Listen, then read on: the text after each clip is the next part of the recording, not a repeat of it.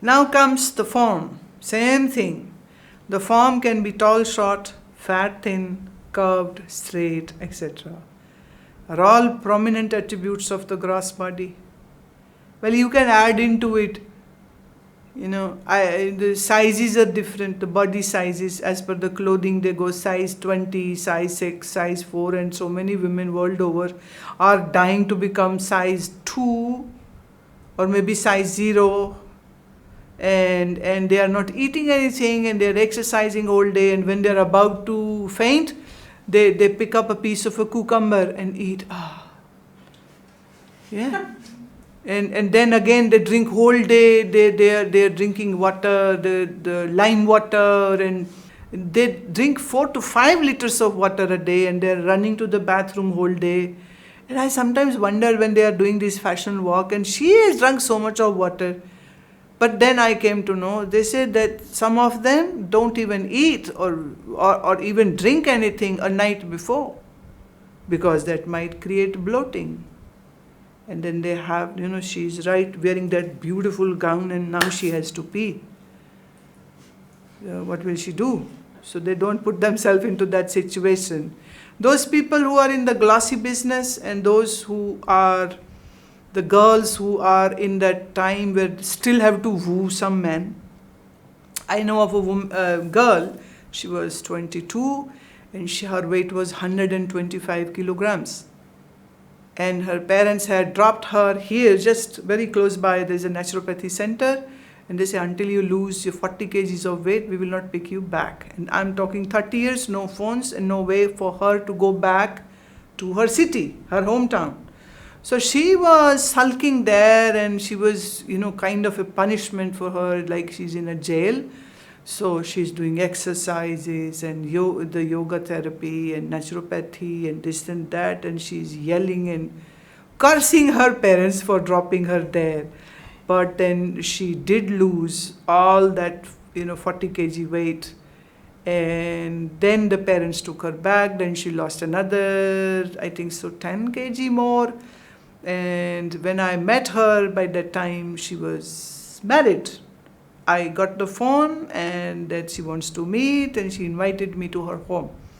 Now when I went there, now you would wonder how did I meet this? Because I too was in this naturopathy center, because one of my Swami were saying it's a very good place, and you get to know about the naturopathic treatments. I was very intrigued to know, so I was there for a week, and that's where I met this girl. So I was very happy. I'm married now. I said, good. So when I go to her home, and I saw she's this fat again. I said, what happened? She said the target was to get married. That I am now. I don't care. And this man is now stuck with me, right? So why should I punish myself? So I am enjoying my life. So just before the marriage, she lost all that, almost 45 kg of weight, was very depressed because of her weight, and then she got married, and then she put up all the weight again, and everybody around her were very depressed, but she was not. So the size of the form of was tall, short, fat, thin, whatever it is, this is not me, not mine. It's imposed on the gross body. I am the observer who knows this form, just like an observer of a clay pot is distinct from the pot. I am just recalling a very fat, obese lady who was talking to her friends. She said, I don't weigh that much. I am just on a wrong planet. Right? So she said, my weight is not much, but it's just I am on the wrong planet. Question. I am not subject to birth and death, and I am neither born nor can I die. How does one ascertain the same? If Atma is subject to birth, then it will be temporal. Now this is, every line needs your attention. Atman, if Atman is subject to birth, then it will be temporal, non-eternal. This line of thought is not acceptable to schools of philosophy such as Mimamsa and to those who believe in existence of other worlds like heaven, etc. If Atman is subject to birth, then it is bound to die one day as well, and as a result, one will have to bear the fruits of unexecuted actions from the previous birth, and the end of fruits of the actions done in this birth without bearing them. But this philosophy is flawed. Therefore, in accordance with the believers of the karmic principle, even if Atman is taken to be the doer and the experiencer, yet it has to be free from the cycle of birth and death. Any cause for the birth of Atman is also not possible, because the cause for its origin should be separate from it. The entity separate from Atman is known as Anatman, which has name and form. And in context of Atman, this Anatman appears to be like an illusion of a snake in the rope. Therefore, there is no question of Atman's birth. The space within a clay pot is no different from the all-pervading space outside it. Likewise, the Brahman is Atman's very own essence and hence not distinct from it. Thus, it also cannot be the cause. Number one, the birth and death is happening to the body and not to the self. Because self is eternal and body is not. Hence, this body cannot be me, meaning cannot be the Atman. Now, you can switch the word Atman to me, but me means Atman, knowing that. Me doesn't mean body-mind unit. Me means the Atman. So, for the Atman, this body is just like, you can say, a pot. They have said that there is a space inside the pot and there is a space outside the pot. You can say the outside space is Brahman and the inside space can be called the Atman. But technically they say there aren't two existences, there is just only one. So you can say the Brahm is the essence of Atman, or you can say Atman is the essence of Brahm, so one and the same thing. So Atman cannot be this body of clay pot, it cannot be this. Moreover, the philosophy of karma says the actions you do, the fruits you bear. So if I am just the body and the body dies, then so would all the karmas. So this will totally nullify the philosophy of karma. And this present body was born because of some karma. So this means there should have been somebody in which all those karmas were done, and as a result of which this body was born. And all the karmas which you are doing now will make sure you get another body, because how will you experience the fruits of the actions which you have done? See, I read somewhere on a t-shirt of a person in America, karma is a bitch. It doesn't excuses you, it doesn't forgets, and it pays you with whatsoever reward or punishment is to be meted for your actions. So this means that the Atman is not born, but the body is. And there was a cause for this body to be. And the name and form of the body is not the name and form of the Atma. So Atma is not prone to death or birth. Hence we can say Atma is never born and never die. Now let me change. I am never born and I will never die. Because whenever say I Atman, you still don't have that close affinity to this word. And when Atma, your mind sometimes goes into imagination. Oh, in this body there is somebody called Atma. That will be becoming, that will be the paroks.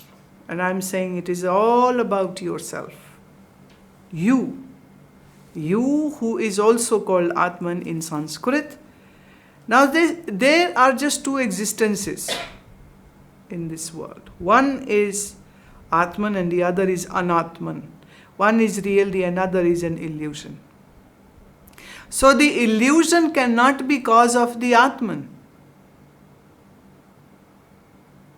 And body is Anatman. So this means this body should have a cause which is also Anatman. So that is your previous body. And that previous was born because of the previous. And that was because of the previous. So hundreds and thousands, and God knows. Ishvara alone knows how many bodies have happened. And the funny thing is that every body was considered as me and mine. And every family was considered as me and mine. And now you don't even have memory of all those bodies. And you have no affinity to them. No recollection. Just black void, that's it. But if you could tear this black void of darkness, only then you would be able to see that, like that Matrix film, I would say that, if all those thousands and millions of your previous bodies are somehow recreated again and they are lined up in front of you, and with this body you see all your previous bodies and their parents and the spouses which you had and all the children which you had. Oh. Huh? What would happen? So it is a myth that this body is me. It is an illusion that this body is me. And when it's not necessarily all bodies were human, there could be some bodies of animals also, or birds also, or the insects also. God knows. Because Buddha in his previous life record has mentioned about almost 600, some say 600, some say 500, some say 300 lives which he had. And not every time he was a human. A bird, a dove, a snake, and so on and so forth. And king, and a prince, and a human, and a Brahmin. These are all different forms.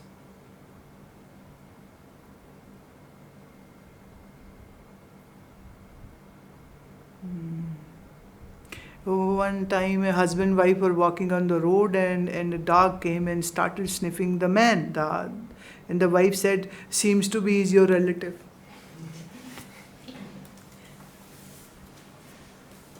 He said, yeah, he's from your side.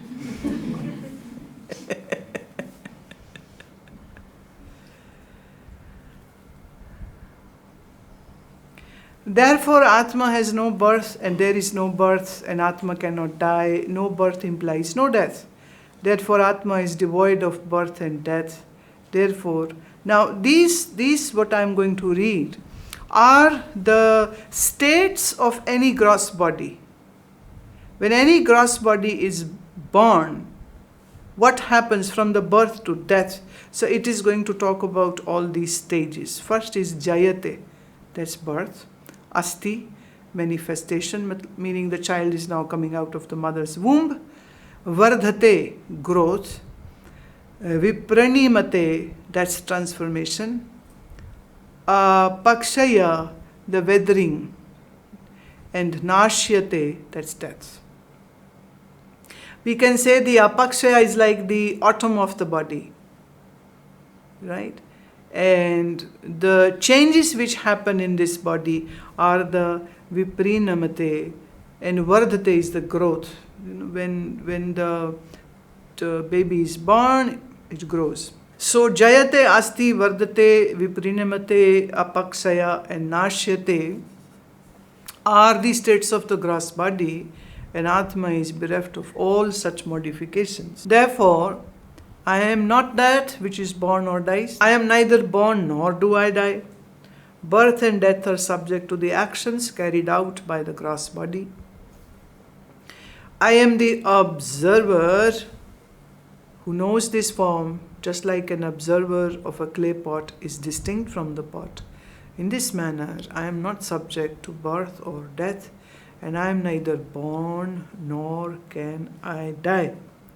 Now, if because of illusion I see this body and mind as me, then you are screwed. Bad time. Really, really bad time. Why? Because this body is going to go through changes. Yes, the growth happens until you are 18 in the body, and then it kind of stalls, and then from 22 onwards, actually now nothing new will be formed. The growth, the charge, the energy, it just is already started to recede. The visible signs are there by the time the body is 45 and 50. And 50 onwards, the weathering begins, where it gets weaker, energy is going. So the eyes can't see properly, the ears can't hear properly, the intestines can't function properly, the hunger is not too much, the sleep is now getting battered, strength is going, the joints are weaker, aches and pains come in, that's all weathering. And then the final death, where this gross body is dead. So I am not gross body. This means that all these 5 stages which occur onto the body are not my stages. They are stages of the body. This is a very, very big reason of depression in many people, that, now I have become 60, now I have become 70. And they begin to count. God knows how many days are left now. They begin to count. God knows. It's only in India maybe. America, they are 70, 80, they're looking for boyfriend. And all these oldies are going in a bus and going to Atlantic City to gamble. So this body is not me, and neither it's mine, and I am the observer of this body, is the clue, is the point on which you need to focus. Because that is your trouble and your problem. And that's your illusion in which you are living, that this body is you. So this is not trouble of Pandit Pitambar Das ji. This is your trouble. So don't ever listen to whatever I am speaking while reading from this great book, that I am talking about somebody. I am talking about you.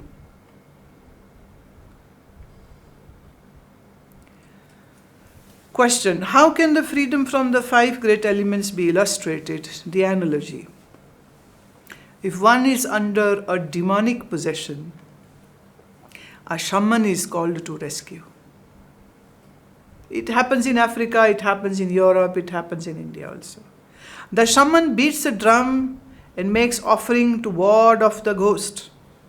In the Sanskrit word Panchamahabhuta, Bhuta means element as well as a ghost. So these 5 major Bhuta / elements form the gross body and are affixed to the Jihvā.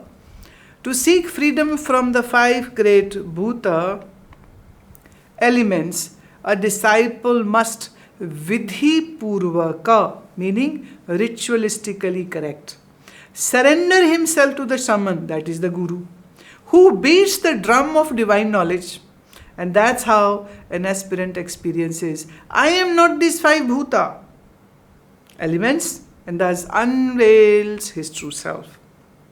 As mentioned earlier, each of the 25 elements sacrifice a part to the major element. And when I realize this with conviction, that I am merely the observer of these 25 elements, I get freedom from the 5 great elements forever. In this way, I am the witness of the gross body. See, when we recite the Nirvana Shatkam every evening in this ashram, say just one liner, Mano Buddhi Ahankara Chittani Naham. Cha Shrotra Jihvā na cha Ghrāṇa netre cha Vyoma bhumi na tejo na vayu Chidananda Rupa Shivoham Shivo. So this 3rd chapter is actually explaining you the first the shloka, the first 3 lines. And because that's intermix of the mind and the body, hence it begins from Mano, Buddhya, Ahankar. Now these are elements of subtle body. That's what now it's going to be. What is the subtle body? 17 constituents of the Apanchikrita, 5 great elements form the subtle body. Now what is this Apanchikrita? Panchikrita was where these 5 bhutas had divided itself.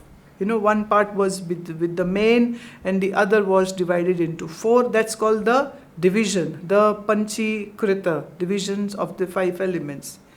But when they are not divided, so in their non-divided format, the subtle body is created out of that. Created, wrong word, manifested. What are the 17 constituents of the subtle body? 5 cognitive senses, 5 senses of action, 5 prāṇa, mind and intellect. What are the 5 cognitive senses? Now this will be simpler for everybody. The 5 cognitive senses are Shrotra, ears, hearing, Tvachā, skin, touch, Chakshu, eyes, seeing, Ghrāṇa, nose, smell, and Jihvā, tongue, taste. What are the 5 senses of action? They are Vāka, tongue, speech, Pāṇi, hands, Pāda, feet, Upastha, genitals, and Gudā, anus. What are the 5 prāṇas? The 5 prāṇas are Prāṇa, Apāna, Samāna, Udāna, and Vyāna. Question: what is mind? Ripples of thoughts and counter thoughts together constitutes the mind. See this one line, ripples of thoughts and counter thoughts. This one line is defining mind very nicely. But if you want to go more deep into it, then Patanjali Yoga Sutras would be the correct scripture for it. But over here, our focus is not just mind. Our focus is Paramanand. Our focus is eradication of all sufferings of 3 types. Hence, whatever is needed, that much information is given.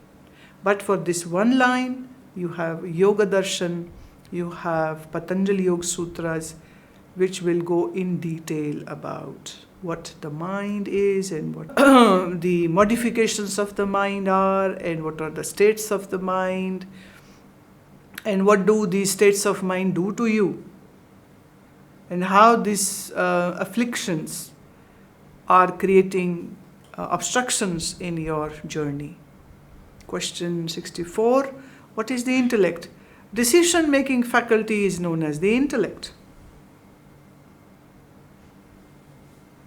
Now, mind is thoughts and counter thoughts, but intellect is the decision maker. When you make a decision,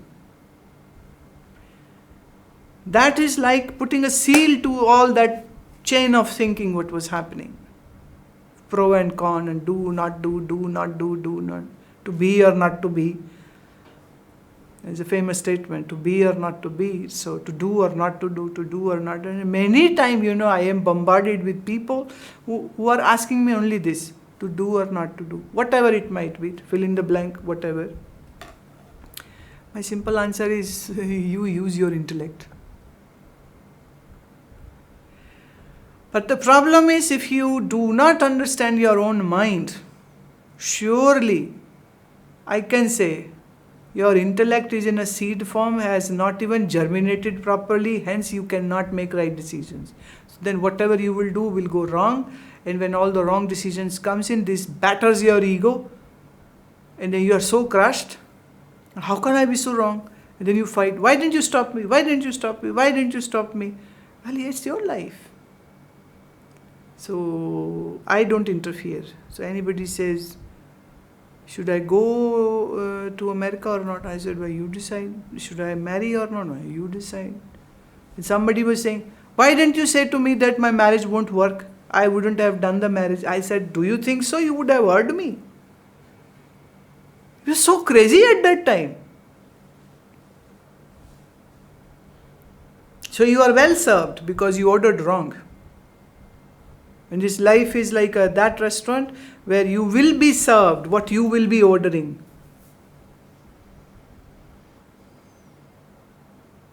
So the intellect is the decision-making faculty. And the ripples of thoughts and counter-thoughts is the faculty called mind. Now, mind is subordinated by subconscious, and the intellect is subordinated by the ego, which says, oh, I have made this decision. And the mind has the underneath big oceanic layer of the subconscious, which we call chitta. But over here they have not taken the chitta and the ego into the account, and so we have the 70 number. Question: what are the Apanchikrita 5 great elements? The elements which have not undergone Panchikarana, as explained earlier, are called Apanchikrit 5 great elements. They are also called subtle elements, and the same are also known as Tanmatra. This is another new word now coming. Tanmatra. Now, question: how does one know the 17 constituents of the Apanchikrita 5 great elements? Answer: in the 5 sense organs and 5 senses of action, satvaguna of Akasha forms Shrotra. Shrotra is the ability to hear. Rajoguna of Akasha forms the Vāka. Vāka is the formation of the words, the sounds. Shrotra hears the Shabda word. Vāka speaks the Shabda. Shrotra is the cognitive sense organ. And Vāka is a sense of action. So we have sense of actions and we have sense of knowledge. So similarly, all these further 4 elements will be explained. Now, they both work in sync. The satvaguna of Vayu forms the Tvachā. The rajoguna of Vayu forms the Pāṇi. What is Pāṇi? Tvachā perceives touch, that is, it is the sensory. And Pāṇi, hands, executes, that is the motor organ. Tvachā is the cognitive sense organ. Pāṇi is the sense of action. They both work in sync. The satvaguna of Teja forms the Chakshu. Chakshu is your eyes. The rajoguna of Teja is the Pāda. Now you see something with eyes and only then your feet walk towards that object. Otherwise your feet love to sit idle like they are all doing now. Feet are idle. Why? Because eyes are not seeing anything which would excite to create some action. So the Chakshu perceives form, Pāda takes us to the scene. Chakshu is the cognitive sense, Pāda is the sense of action. They both work in sync. The satvaguna of Jala forms the Jihvā, tongue. The rajoguna of Jala forms the Upastha, genitals. Jihvā grasps the essence of rasa of an object. Upastha expels the same. See how interrelated it is. Swami Satyananda Saraswati saying this, who found Bihar School of Yoga, a great person, he said that in human body there are just two organs which are the reason for the demise of that person, and these two organs are boneless. One is your tongue and the other is your genital. With this tongue, all the words, the harsh words which you speak creates nonsense and troubles in your life. And this tongue wants to taste so many things and want to eat and drink so many stuff, so it creates so many desires in your life. And your genital wants to have the sex. The problem is when ignorant, those who don't know their mind, don't know their intellect, and are just going gaga on one another's looks and just want to do the bhog of one another. In sex in Sanskrit is called sambhog. Sam means where together you are enjoying something, that is called sambhog. So it is just for the sambhog the marriage is happening. At that time you never thought about what are the goodness and thinking and the role model or this or that of that person. It's only when you are married then you come to know, oh, he picks his nose in the bed and eats the boogers. Just an example. And somebody, and so they say the Upastha and the Jihvā. One is the sense organ and the another is action organ. Both are different, but they work in sync. So Jihvā and genitals. Now I don't wish to go into details. You are much more experienced people. You can use your details in your mind to understand that how your tongue. See, every marriage, do you take this man as your husband? I do. It's a tongue which begins. Then they ask, क्या तुम इसको अपनी पत्नी स्वीकार करते हो? जी मैं इसको अपनी. Again the tongue is beginning the whole thing. The satvaguna of Prithvi forms the Ghrāṇa, the nose. The rajoguna of Prithvi forms the Gudā, the anus. Ghrāṇa grasps the smell. Gudā excretes the smell. Ghrāṇa is the cognitive sense. Gudā is a sense of action. Relieving, having a bowel movement is an action. But when you smell something, it is gaining knowledge. So one is giving knowledge and the action is, you have nice fragrance. You smell from your nose and what you relieve from your anus is very bad smelling. Everything higher is great, everything lower is. So, and they all are pronounced with the same one swara, ga, Gudā, ga, Ghrāṇa. That's another similarity. They both work in sync. In the 5 Prāṇa, mind and intellect, the rajoguna part of the 5 element constitutes the 5 Prāṇa. Now about the 5 Prāṇa, I have given a detail in my book of Ayurveda. And also in the book of Yoga. So these 2 books you can use to know more about the Prāṇa and the functioning of the Prāṇa. So we move on. The satvaguna of the 5 great elements makes up the Antakarana. Antakaran takes the form of mind and intellect. The subconscious mind and the ego are the extensions of the mind and intellect respectively. In this manner, know the 17 constituents of the Apanchikrita 5 great elements. Question: these 17 constituents are not me and not mine. How does one realize this? Answer: I am the witness of these 17 constituents.